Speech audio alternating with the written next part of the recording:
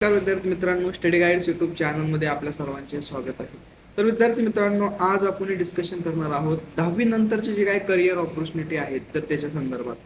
तर 10वी नंतर बरेचसे विद्यार्थी त्यांना ॲग्रिकल्चर करायचं असतं, परंतु त्यांना लवकरात लवकर ऑप्शन काय आहे की 10वी नंतरच आम्हाला ॲग्रिकल्चरला ॲडमिशन घेता येईल का, तर या विचारामध्ये विद्यार्थी अडचणीमध्ये येतात.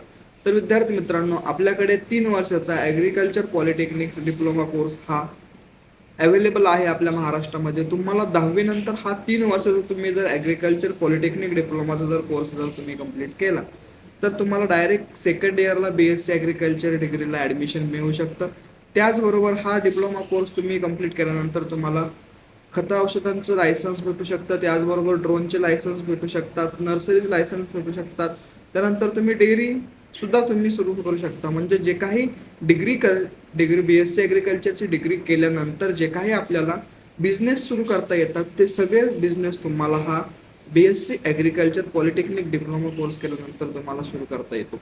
तर विद्यार्थी मित्रांनो, जर तुम्हाला यासाठी या कोर्ससाठी आणखी काही माहिती पाहिजे असेल किंवा तुम्ही यासाठी बेस्ट अँड कॉलेज शोधत असाल तर तुम्ही आपल्या दिलेल्या हेल्पलाईन नंबरवर तुम्ही कॉन्टॅक्ट करू शकता. किंवा तुम्ही असे विद्यार्थी आहात की तुम्ही याला एक्सटर्नल डिप्लोमा करायचा आहे, म्हणजे तुम्ही कॉलेजला कधी न येऊ शकता परंतु तुम्हाला डिप्लोमा करायचा आहे, फक्त एक्झामला येऊन तुम्हाला हा डिप्लोमा कोर्स कंप्लीट करायचा आहे, तेही आपल्या 4ही युनिव्हर्सिटी ॲफिलिएटेड कॉलेजमधून. तर तुम्ही आपल्या हेल्पलाईन नंबरवर कॉल करा. मी तुम्हाला जेवढी माझ्याकडून मदत होईल तेवढी मी तुम्हाला करेल.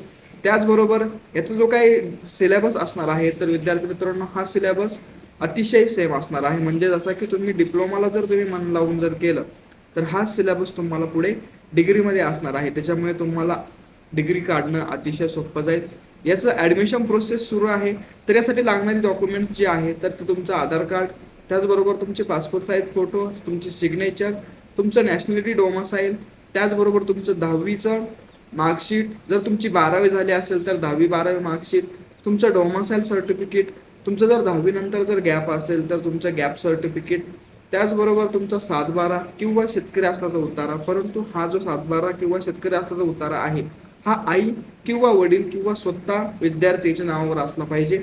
आजी किंवा आजोबा यांच्या नावावर चालणार नाही. त्याचबरोबर तुम्ही जर फ्रीडम फायटर असाल, PAP असाल किंवा अंध अपंग असाल तर त्याचं सर्टिफिकेट असेल तरी सुद्धा चालेल, किंवा स्पोर्ट सर्टिफिकेट जर स्पोर्ट कोटा असेल तर.